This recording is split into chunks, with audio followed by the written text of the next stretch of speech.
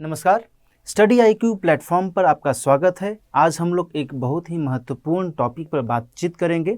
वह टॉपिक है एजुकेशन से जुड़ा हुआ और आईएएस मेंस सिलेबस के हिसाब से जो एजुकेशन है यह बहुत महत्वपूर्ण टॉपिक के अंतर्गत जीएस पेपर 2 के अंतर्गत इसे शामिल किया जाता है।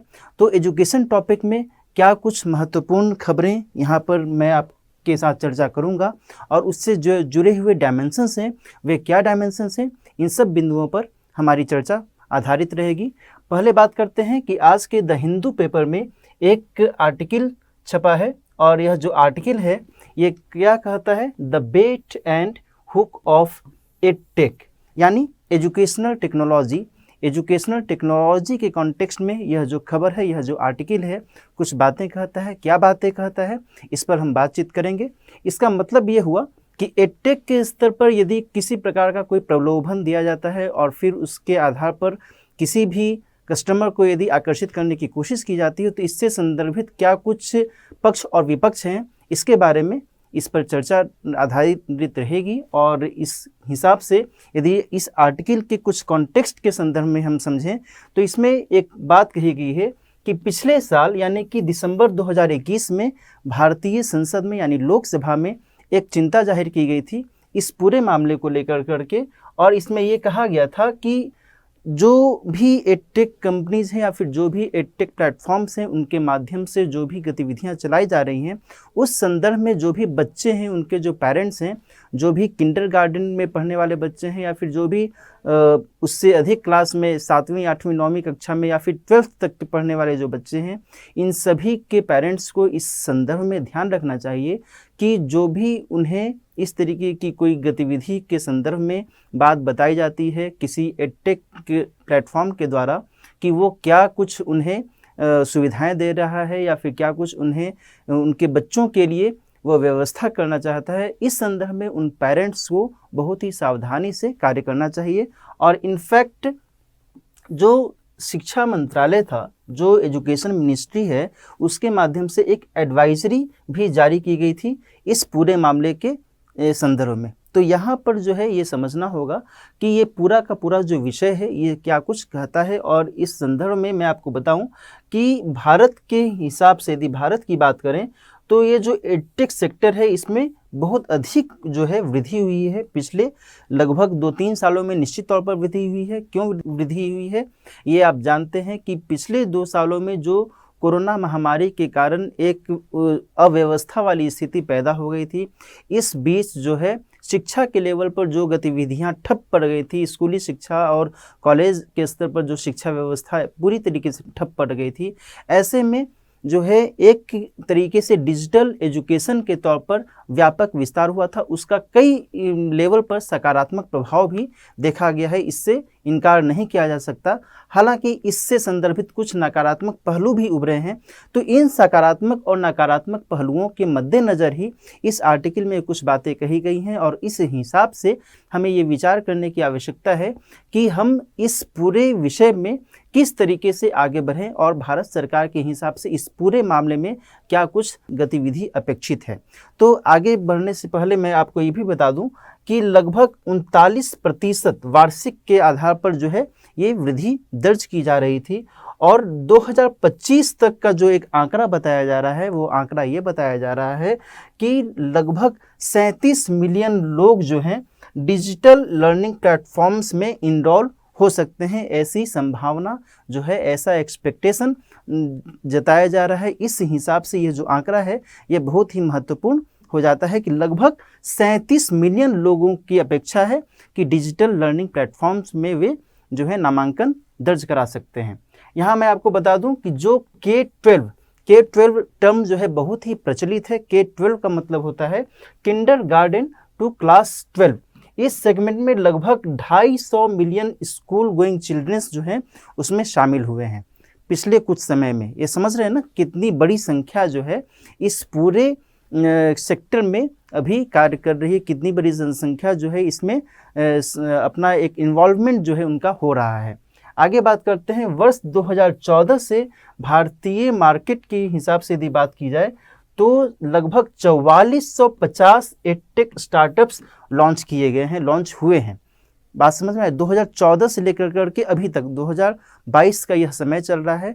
तो पिछले 7-8 वर्षों में लगभग 4,500 एडटेक प्लेटफॉर्म्स जो हैं या फिर एडटेक स्टार्टअप्स लॉन्च हुए हैं और वे अपना कार्य कर रहे हैं। इनमें से लगभग 6 ऐसे भी प्लेटफॉर्म्स हैं जो कि यूनिकॉर्न कैटेगरी में शामिल हो गए हैं और यूनिकॉर्न के आधार पर जो है उनकी जो व्यापकता है, उनका जो प्रसार है वो बहुत अधिक हो गया है। तो इस हिसाब से अब आप समझ सकते हैं कि एडटेक स्टार्टअप्स के मामले में भारत में किस तरीके से जो है एक रुझान देखा गया है। आगे बात करते हैं।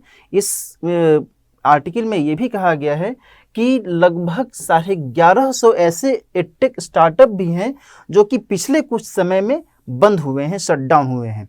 ये वर्ष 2021 की एक रिपोर्ट आई है। उस रिपोर्ट में ये बात निकली है कि लगभग 1150 ऐसे भी स्टार्टअप्स हैं, एडटेक स्टार्टअप्स हैं जो बंद भी हुए हैं। तो यहाँ पर भी ये समझना होगा कि एडटेक स्टार्टअप्स किस तरीके से रिलायबल हो सकते हैं, कितने उनका जो लिमिटेशन है, उनकी जो सीमाएं हैं वो क्या है, और उन सीमाओं के मद्देनज़र क्या कुछ ऐसा कार्य किया जाए ताकि उनके लिमिटेशंस को रिड्यूस किया जाए, डिडक्ट किया जाए।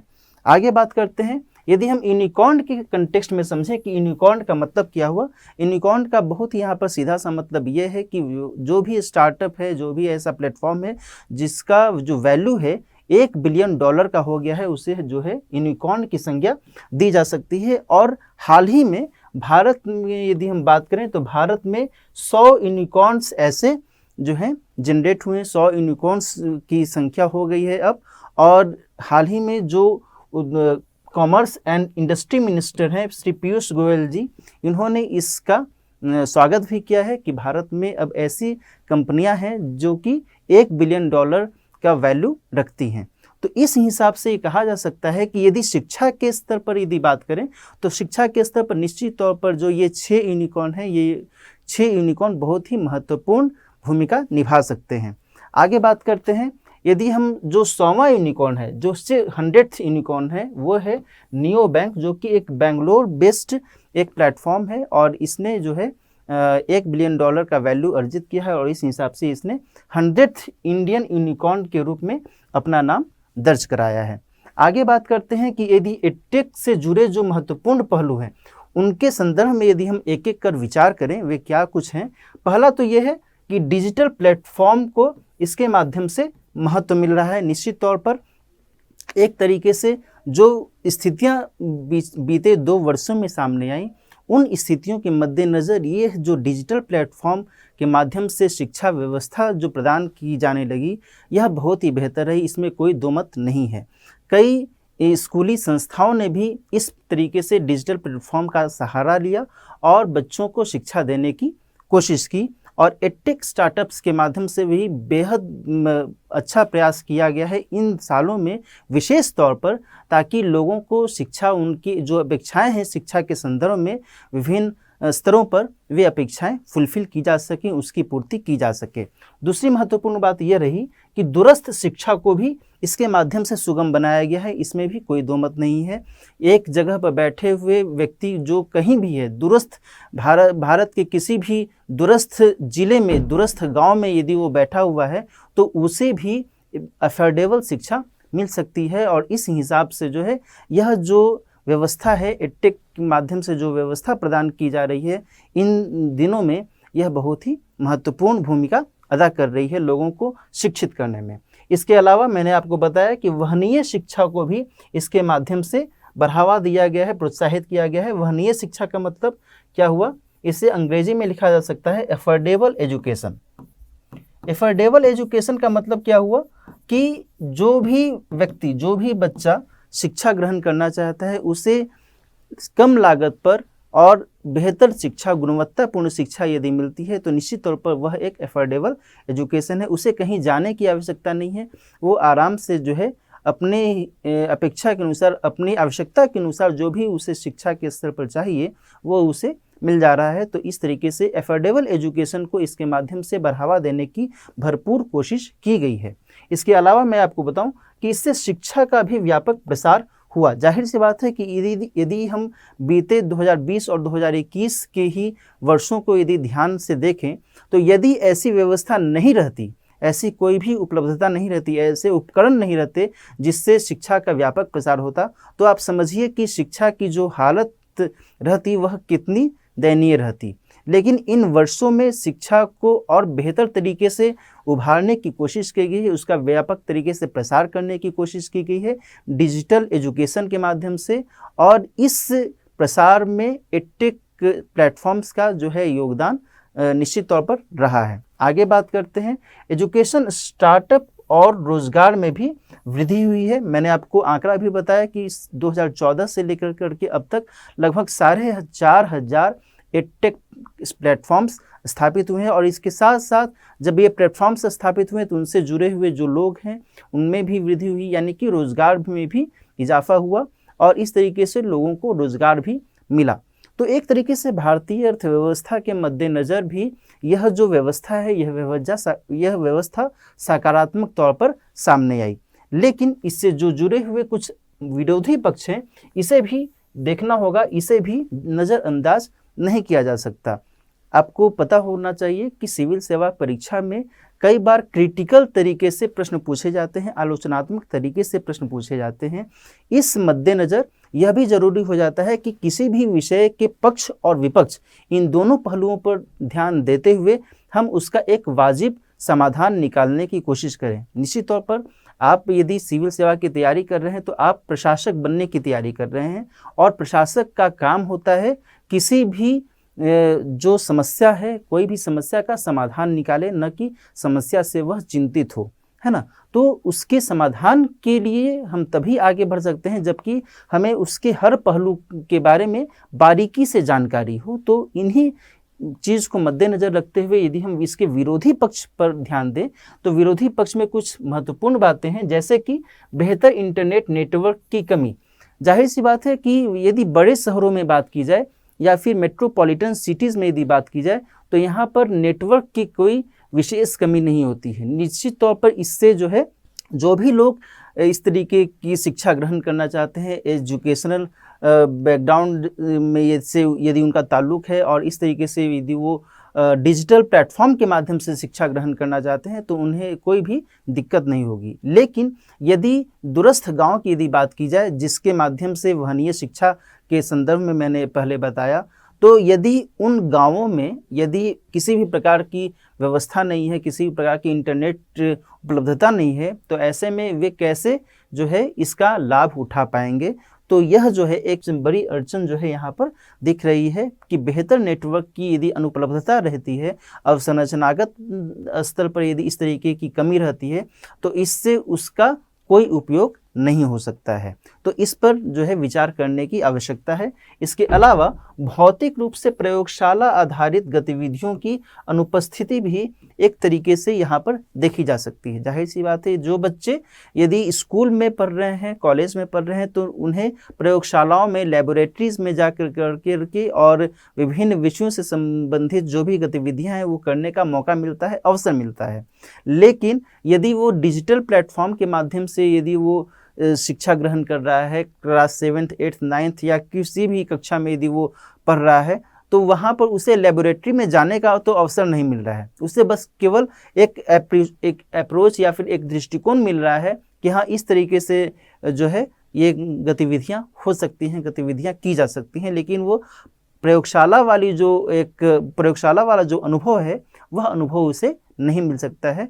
तो इस लिहाज से जो है यहाँ पर ध्यान देने की आवश्यकता है कि इसके बेटरमेंट के लिए क्या कुछ किया जाना चाहिए। इसके अलावा बड़ी संख्या में एडटेक स्टार्टअप्स बंद भी हुए हैं। यह भी एक चिंता वाली बात है कि आखिर क्या ऐसा हुआ जिससे कुछ ऐसे स्टार्टअप्स हैं जिसके बारे में आंकड़े के स्तर पर मैंने आपको बताया कि लगभग 1150 ऐसे स्टार्टअप्स हैं, एडटेक स्टार्टअप्स हैं, जो कि बंद भी हुए हैं। उससे संदर्भित जो स्थितियां हैं, वस्तु स्थिति है, उस पर भी सरकार को ध्यान देने की आवश्यकता है। इसके साथ साथ स्कूली विद्यार्थियों के आपसी संपर्क की कमी भी इस माध्यम से देखी जाती है। जाहिर सी बात है कि कोई भी विद्यार्थी यदि स्कूल में पढ़ता है तो एक आपस में पर्सनल इंटरेक्शन होता है बच्चों का बच्चों के साथ में, और एक जो वे घुल मिल कर करके आपस में बातचीत कर कर करके वे अपना एक बेहतर तरीके से एक्सप्लोरेशन कर सकते हैं। लेकिन डिजिटल प्लेटफॉर्म के माध्यम से यह जो व्यवस्था है, यह जो एक सुविधा है, इस सुविधा का लाभ उन्हें नहीं मिल पाता है। और इसका एक नकारात्मक असर ये भी देखा गया था हाल के समय में, या फिर 2020 और 2021 के जो गतिविधियां रही, जो वर्ष रहे, उस दौरान ये भी स्थिति देखी गई थी कि बड़े पैमाने पर, बड़े स्तर पर जो छोटे बच्चे थे उन्हें इरिटेशन भी होने लगा और वे मोबाइल एडिक्शन के भी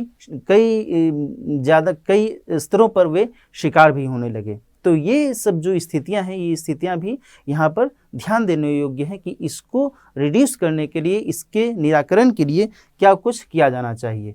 आगे यदि हम बात करें कि इससे जुड़े हुए क्या कुछ समाधान निकल सकते हैं, क्या कुछ समाधान यहाँ पर दिख रहे हैं, तो पहली बात यह है कि हाइब्रिड एजुकेशन को प्रोत्साहन दिए जाने की आवश्यकता है। हाइब्रिड एजुकेशन का मतलब क्या हुआ कि फिजिकल अटैचमेंट और साथ ही डिजिटल अटैचमेंट दोनों को महत्व दिया जाना यहाँ पर एक बेहतर विकल्प के तौर पर सामने आता है। निश्चित तौर पर अब धीरे धीरे जो कोरोना का जो असर है वह धीरे धीरे रिड्यूस हो रहा है और ऐसे में जो स्कूली स्तर पर गतिविधियां हैं उसे भी संचालित की जानी चाहिए और साथ ही डिजिटल स्तर पर भी जो भी अप्रोच है उसे भी अपनाने की आवश्यकता यहाँ पर जान पड़ती है, ताकि जो दूरस्थ स्तर पर शिक्षा का जो प्रसार हो रहा है या फिर व्यापक स्तर पर जो प्रसार हो रहा है उसे किसी भी स्तर पर नुकसान न हो। तो इन बातों का हमें ध्यान रखने की आवश्यकता है। इसके अलावा सरकार के द्वारा भी इस मुद्दे पर रेगुलेशन बनाए रखने की आवश्यकता है। वर्तमान में एडटेक स्टार्टअप्स के संदर्भ में सरकार के द्वारा विशेष रेगुलेशन नहीं रखा गया है। तो इस हिसाब से, इस नज़रिए से जो एडटेक स्टार्टअप्स हैं या फिर एडटेक गतिविधियां हैं, इस पर जो है सरकार को भी रेगुलेशन रखने की आवश्यकता है, ताकि किसी भी प्रकार से जो पेरेंट्स हैं या फिर जो स्टूडेंट्स हैं उनके हितों को नुकसान न पहुंचे। जाहिर सी बात है, जो भी एडटेक प्लेटफॉर्म से, और उनकी भी जिम्मेदारी यह बनती है कि वे अपनी जिम्मेदारी का भरपूर स्तर पर इस्तेमाल करें।